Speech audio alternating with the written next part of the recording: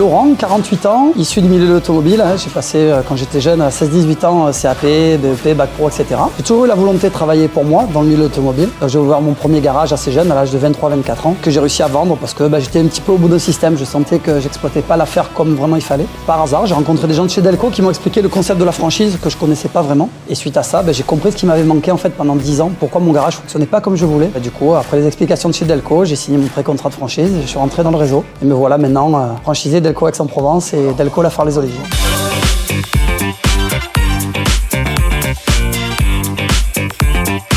Il me manquait quelque chose.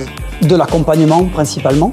Déjà le service des achats. Il n'y a pas la même force d'achat quand on est indépendant, quand on est tout seul que quand on est dans une franchise. Tout le côté publicité, marketing, l'aide à communiquer, etc. L'accompagnement réseau aussi. Aujourd'hui on a un animateur réseau qui passe une fois par mois dans le garage et qui nous aide à faire appliquer le concept. Donc tout l'accompagnement global sur toute la structure. On n'a plus qu'à faire tourner le commerce en fait. On ne s'occupe pas du reste à côté. Alors non, j'ai pas vraiment eu de mal à appliquer les méthodes puisqu'elles me convenaient en fait à la base. C'est pour ça aussi que je suis rentré chez Delco. C'est des choses qui me plaisaient, faire vraiment les checks de A à Z des voitures. Je le faisais mais peut-être de manière moins pointue, moins systématique. Je rédigeais peut-être moins forcément les devis, les expliquer aux clients, etc. Non, j'ai pas eu de mal à appliquer le concept.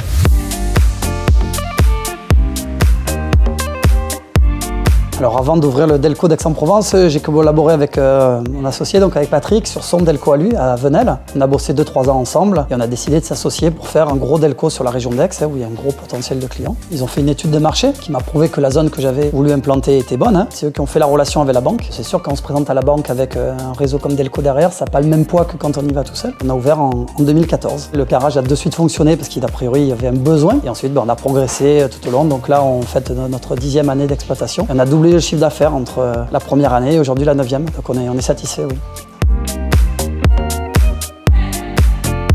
Effectivement, on a eu l'opportunité il y a 2 ans sur Delco Lafare-les-Oliviers. Un Delco s'est fermé pour X raisons. Un local était libre sur la zone de chalandise. Donc on a recréé un Delco sans trop réfléchir parce qu'on se doutait que ça allait marcher. Et c'est le cas. Ça fait 2 ans, ça fonctionne très bien aussi. L'outillage on maîtrisait, le concept on le maîtrisait. Donc on a pu former le personnel qui bosse là-bas sur Lafare, ici sur le Delco d'Aix ou de Venelle. Quand ils sont rentrés au Delco de Lafare, ils étaient de suite opérationnels. Le seul truc c'est le recrutement en fait. Voilà, il faut réussir à mettre en place une bonne équipe. Et Delco a de bien pour le recrutement. Ils mettent en place des annonces sur divers sites et ils nous aident éventuellement à auditionner les candidats ou à des fois nous donner des contacts.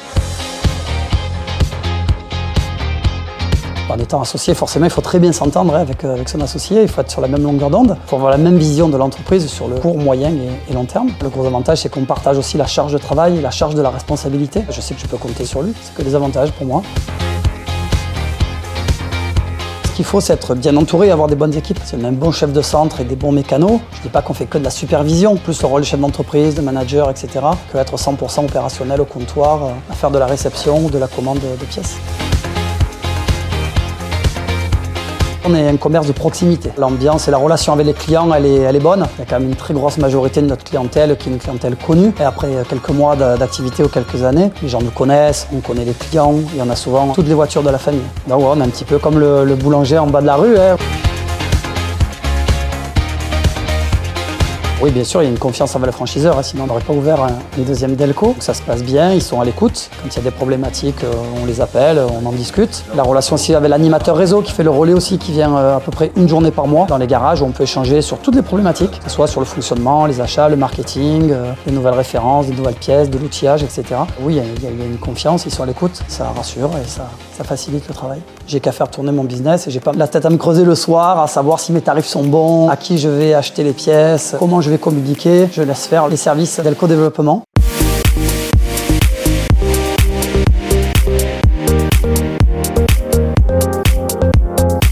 Le grand défi pour moi, mais ça c'est vraiment très personnel, c'était de durer dans le temps. Moi j'aime bien monter un projet, le monter à maturité, et ensuite c'est plus compliqué. Comme ça en fait, on n'est toujours pas à maturité, ma grande surprise, toujours ça progresse d'année en année. Là par exemple cette année, on a pris encore plus de 20% de chiffre d'affaires d'augmentation par rapport à l'année dernière qui était déjà très bonne. Ça motive, donc moi la plus grosse difficulté c'était de rester motivé dans le temps. Et c'est vrai que quand on a tout un réseau qui pousse derrière, des réunions régionales, des conventions, etc., on n'est pas seul, il y a vraiment l'effet réseau qui joue, donc il y a vraiment une émulation très positive. Oui, alors les notes Google, oui, on les connaît. Alors on est à 4,2 sur Aix-en-Provence et 4,7 sur le Delco de la Phare-les-Oliviers. Être au-dessus des 4 étoiles, c'est satisfaisant, ça veut dire que les gens sont contents. D'ailleurs, on a été élu meilleur réseau satisfaction client et en plus, on a été élu meilleure franchise de France secteur auto. C'est très satisfaisant, ça fait plaisir, c'est top pour le réseau. Il y a un gros travail au marketing. Il nous aide énormément. Déjà, il nous faut un plan communication annuel. Alors, en octobre-novembre, on nous présente un plan avec toute la communication et la publicité qui va être faite sur l'année suivante. Quand il y a des promos, on sent de suite l'effet. Quand il y a des grosses promos thématiques, au forfait révision, etc., on sent que les gens ont vu quelque part la promo, puisqu'ils nous contactent en nous disant « j'ai vu une promo, je suis au courant qu'il y a une promo ». En général, ça fonctionne bien, puisque les gens sont demandeurs de ça. Moi, je ne sens pas de période de creux, en fait. On sent des pics où il y a un peu plus, notamment avant les vacances d'été. Donc, en fait, on a très peu de périodes mortes parce que les promotions sont bien étalées tout au long de l'année.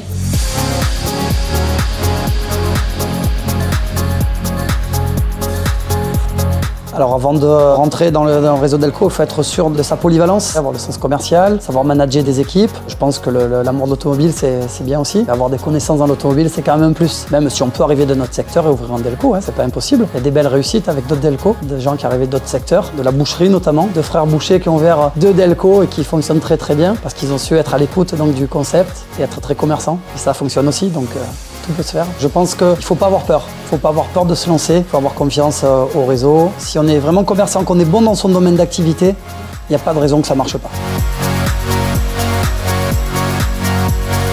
Dans 5 ans, je serai certainement toujours dans le réseau, puisque les 2 garages fonctionnent très bien. Et après, pourquoi pas ouvrir un 3e Delco dans la zone de chalandise qui me correspond. Pourquoi pas, c'est pas vraiment un projet, mais c'est un petit peu comme avec la Phare. Si quelque chose sort par opportunité, on y réfléchira. Aujourd'hui, je peux dire que je suis heureux et rentable.